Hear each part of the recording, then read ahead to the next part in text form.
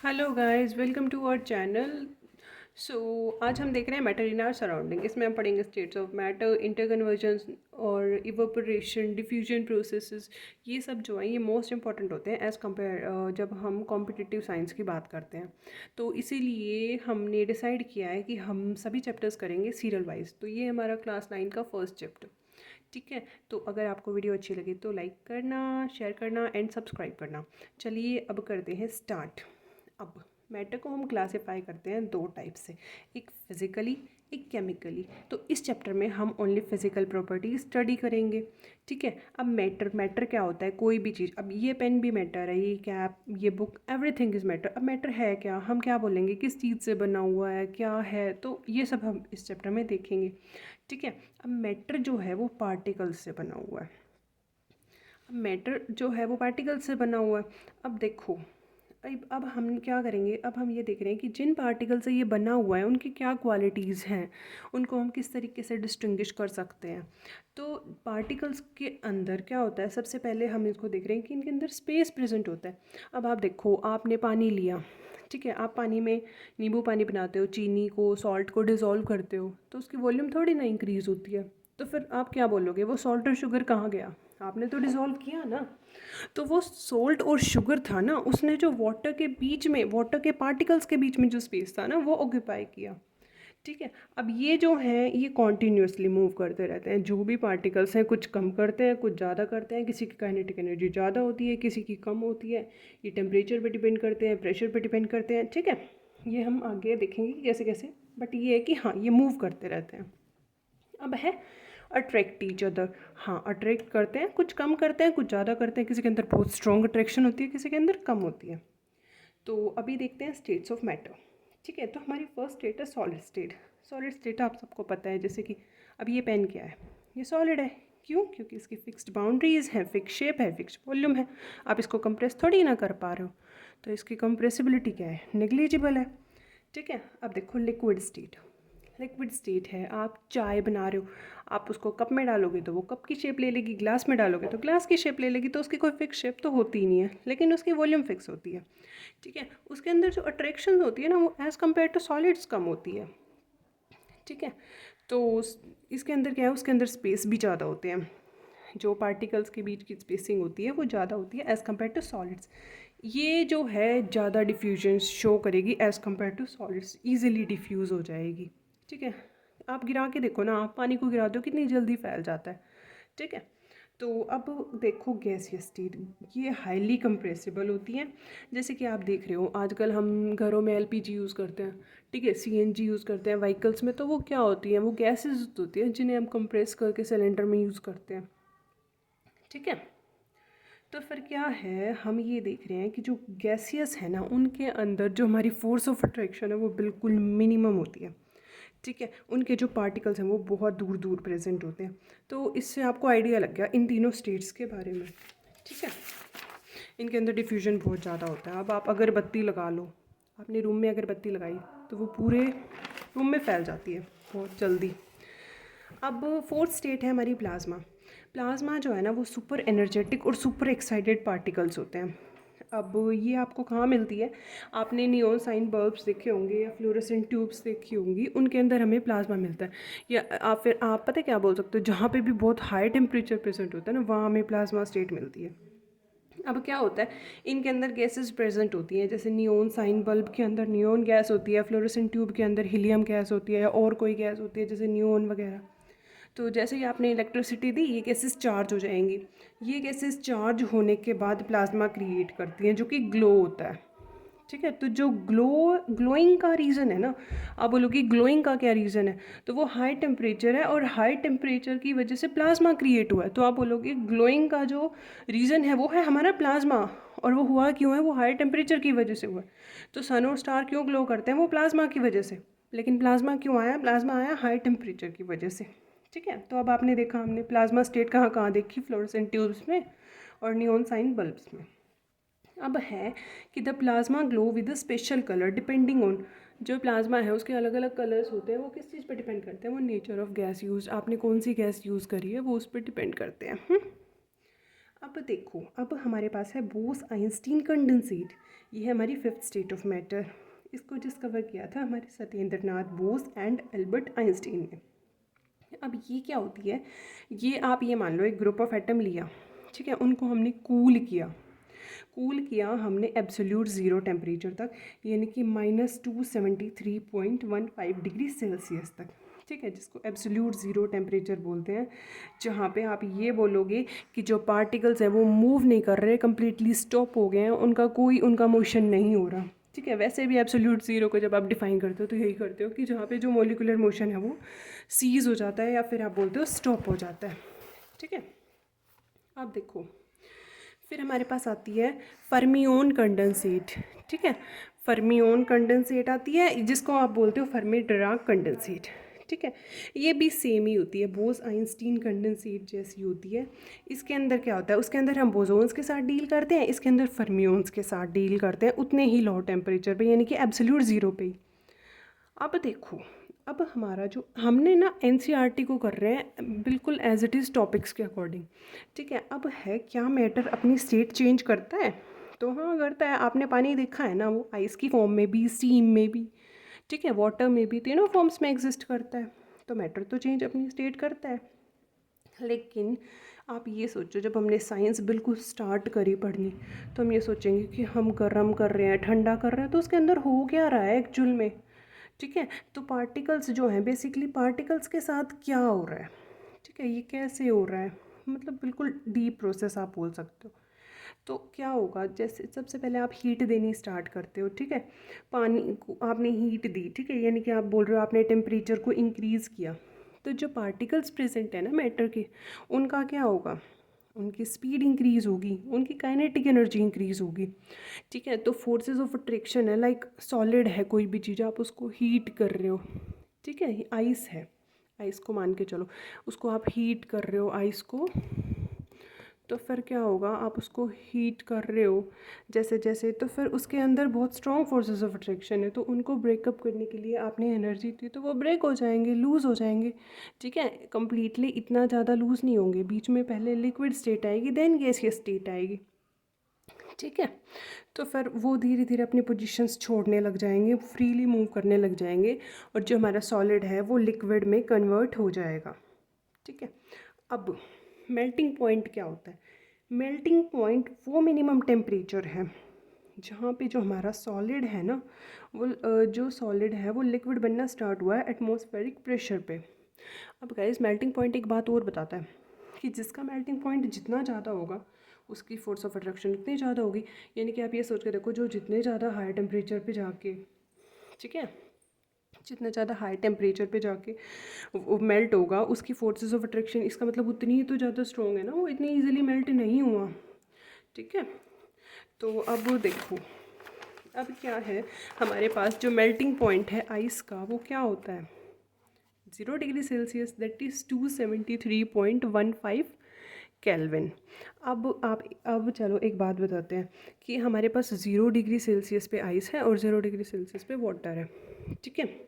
तो अब आपको ये बताना है कि एनर्जी किसके पास ज़्यादा होगी, ठीक है, वाटर के पास ज़्यादा होगी या आइस के पास ज़्यादा होगी। अब ये देखो क्या होगा, आप हीट देते जा रहे हो, लेकिन एक टेम्परेचर पे आके, यानी कि जब हमारा 0 डिग्री सेल्सियस पे आप पहुंच रहे हो, तो आप देखोगे कि आपका टेम्परेचर तो चेंज नहीं हो रहा, ठीक है, आपका टेम्परेचर चेंज नहीं हो रहा। बट क्या हो रहा है कि आप कॉन्टीन्यूसली हीट करे जा रहे हो, तो आप एनर्जी तो दे रहे हो ना। तो energy can neither be created not be destroyed, तो वो एनर्जी किसी न किसी फॉर्म में कहीं ना कहीं तो स्टोर होगी ना। तो वो जो एक्सेस एनर्जी है वो क्या होगी, वो स्टेट चेंज करेगी, फोर्सेस ऑफ जो हमारी अट्रैक्शंस हैं उनको ओवरकम करके पार्टिकल्स के बीच में, तो वो एक्सेस जो एनर्जी है वो स्टेट चेंज करने का काम करेगी, ठीक है। तो क्या होगा, अब देखो, as heat energy is absorbed by ice without any rise in temperature, it is considered at it is hidden. अब आपने देखा, आपने हीट दी लेकिन टेम्परेचर में कोई भी राइस नहीं हो रहा, इसीलिए इसको बोल रहे हैं कि ये तो छुपी हुई हीट है, हमें दिखाई ही नहीं दे रही कहाँ है, बट हमने तो दी है। तो इसीलिए इसको बोला गया है लेटेंट हीट। लेटेंट हीट होता है छुपी हुई, यानी कि फर्दर टेम्परेचर में कोई इंक्रीज़ नहीं हो रहा बट हम दे रहे हैं, ठीक है। तो अब देखो, लेटेंट हीट ऑफ फ्यूजन।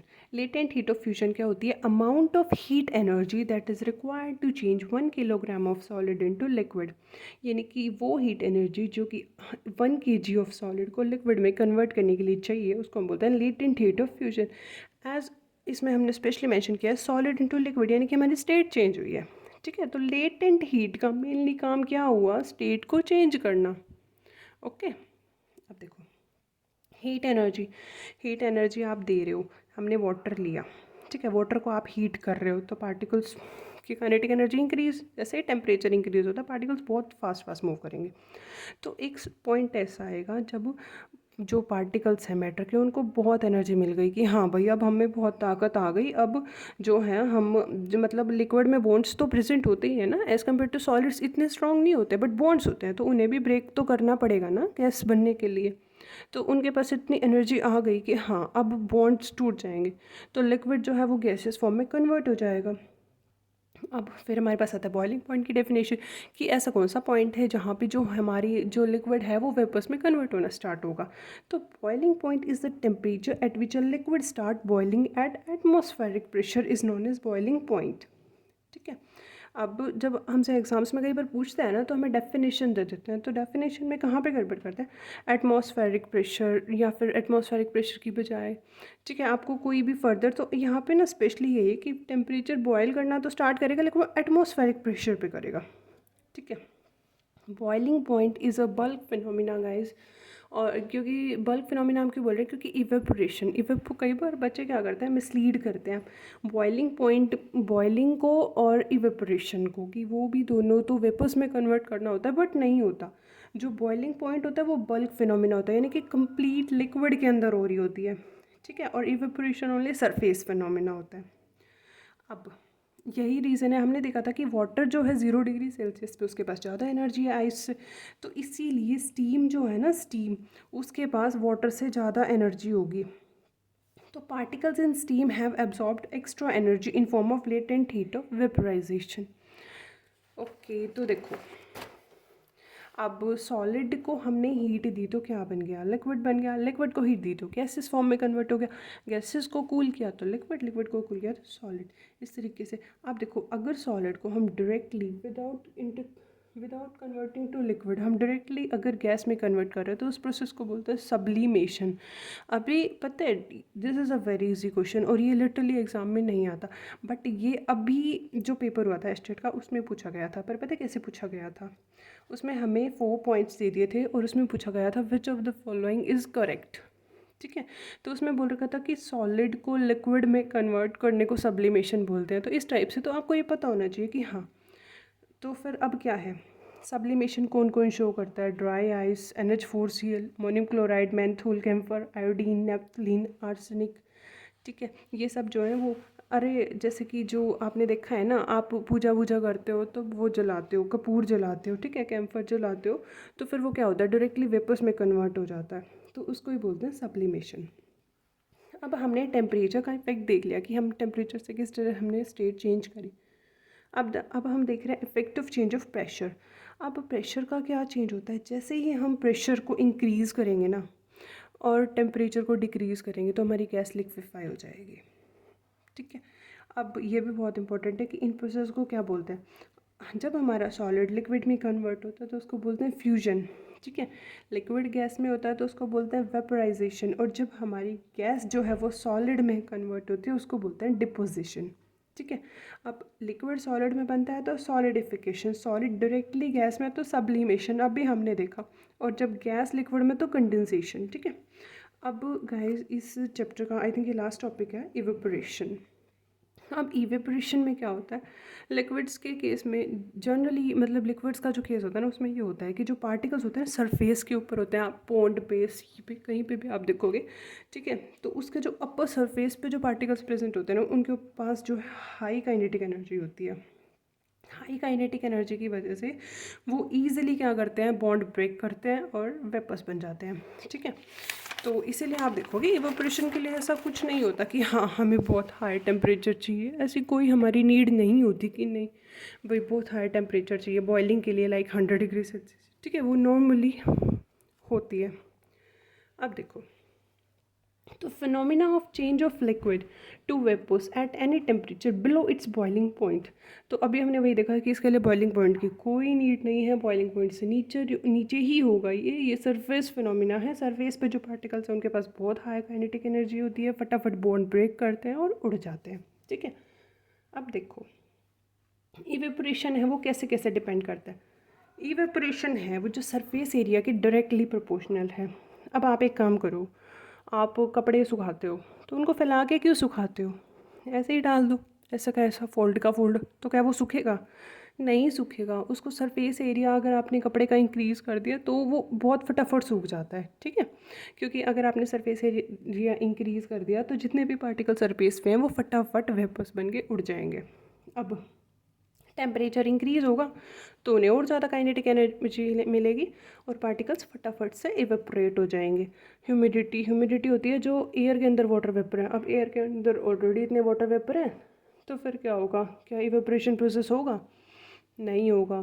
तो ह्यूमिडिटी है तो ह्यूमिडिटी जो है वो इवेपोरेशन के इन्वर्सली प्रोपोर्शनल है। अब है हमारी wind speed. Wind speed directly proportional है। कई बार आप देखोगे कि आपको सन नहीं दिखता, ठीक है, आंधी चल रही होती है या ठंडी हवा चल रही होती है, बट फिर भी हमारे कपड़े सूख जाते हैं। एटलीस्ट उनके अंदर वाटर कंटेंट नहीं रहता, कम रहता है, ठीक है, रिड्यूस हो जाता है। वो क्यों हो जाता है? क्योंकि जो वाटर वेपर जो सरफेस के हैं ना, वो विंड के साथ, वो जो विंड होती है वो सरफेस वाले वाटर वेपर्स को अपने साथ ले जाती है। ओके, तो अब है कि इवेपोरेशन जो है वो कूलिंग कैसे कोज करता है।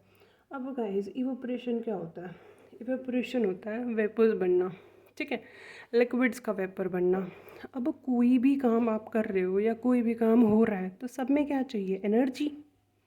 ठीक है, एनर्जी कहीं ना कहीं से तो लेंगे ना, सिस्टम से, सराउंडिंग से, ये हम आगे थर्मोडायनामिक्स में देखेंगे। ठीक है, तो एनर्जी कहीं ना कहीं से तो चाहिए। तो बेसिकली इवेपोरेशन जब कूलिंग कॉज करता है तो इसका यही होता है कि वो क्या करता है, अपने आसपास से एनर्जी ले लेता है। ठीक है, एनर्जी किसकी फॉर्म में लेता है? हीट की फॉर्म में। हीट की फॉर्म में लेके वेपर्स में कन्वर्ट। अब आप किसी चीज़ से एनर्जी ले ली, आपने हीट ले ली, तो वो तो कूल फील होगी ना। तो इसका सिंपल सा फंडा यही है कि जो एनर्जी लॉस्ट हुई इवेपोरेशन से वो उसने कहाँ से ले ली? वो उसने इन्वायरमेंट से ले ली। तो सराउंडिंग है, इन्वायरमेंट है, वो कूल फील होगा। अब आपने कभी देखा हो नेल पेंट रिमूवर को या एसीटोन में, केमिस्ट्री लैब में आप एसीटोन को लो, हाथ में लेते हो तो बहुत ठंडा फील होता है। क्यों होता है? क्योंकि जो उसके पार्टिकल्स होते हैं ना वो आपके हाथ के, आपके जो पाम है उससे एनर्जी ले लेते हैं। उससे एनर्जी ले ली तो फिर हमें ऑटोमेटिक है कि ठंडा फील होगा। अब देखो, आप जो है गर्मियों में कॉटन क्लोथ्स डालना क्यों प्रेफर करते हो? इसलिए प्रेफर करते हो क्योंकि कॉटन क्लोथ्स जो है ना वो बहुत अच्छा एब्जॉर्बर होते हैं वाटर का। तो जैसे ही हमें प्रेसिपिटेशन की प्रॉब्लम बहुत ज़्यादा होती है, समर्स में बहुत ज़्यादा होती है, तो वो क्या होता है, वो उसको एब्जॉर्ब कर लेता है और फटाफट से उसको आउटर इन्वायरमेंट में एक्सपोज कर देता है, सो दैट हमारी जो है हमारी बॉडी से उसने हीट ली, एनर्जी ली, सो दैट हमें कूल फील होता है। अब आपने देखा है, आप ठंडे पानी का ग्लास लेते हो, ठीक है, आइस डाल लो, एंड वैसे भी नॉर्मली तो उसके बाहर ड्रॉपलेट्स आ जाती हैं। वो क्या होता है? वो एयर के अंदर वाटर प्रेजेंट होता है, वो क्या होता है, एयर जैसे एयर स्ट्राइक होती है ग्लास से तो वो कंडेंस हो जाती है। ठीक है, तो water vapour in air on coming with contact with cold water they loses energy and converted to liquid state. Same होता है, हम बोलते हैं कि अर्जन पोर्ट्स में रखा हुआ पानी पीना चाहिए, ठंडा हो जाता है, मतलब हम बोलते हैं रेफ्रिजरेट पानी नहीं पीना चाहिए। तो उसके पीछे भी हमारा इवेपोरेशन का ये है कि जो पानी है हमारा, जो हम अर्जन पोर्ट्स के अंदर क्या होता है, वो मिट्टी के बने होते हैं, तो उसके अंदर बहुत सारे पोर्स प्रेजेंट होते हैं। तो उन पोर्स से जो है वाटर सरफेस पे आता रहता है। ठीक है, अब सरफेस पे वाटर आ गया तो उसको वेपर्स में कन्वर्ट होना है, वेपर्स में कन्वर्ट होना है तो हीट चाहिए, एनर्जी चाहिए। तो वो एनर्जी कहाँ से लेगा? वो एनर्जी लेगा अंदर से। तो वो एनर्जी ले लेगा अंदर से तो फिर क्या होगा? तो फिर वो पानी है जो वो ऑटोमेटिकली कूल हो जाएगा। ठीक है, तो वो पानी बहुत अच्छा भी होता है, हेल्दी भी मानते हैं। तो गाइस यहाँ पे आपका ये चैप्टर होता है कंप्लीट, और इसके एमसीक्यू प्रैक्टिस हम करेंगे बहुत जल्दी ही। सो आप बताना आपको ये चैप्टर कैसा लगा। अगर वीडियो अच्छी लगी हो तो please like, share and subscribe and comment. Thank you.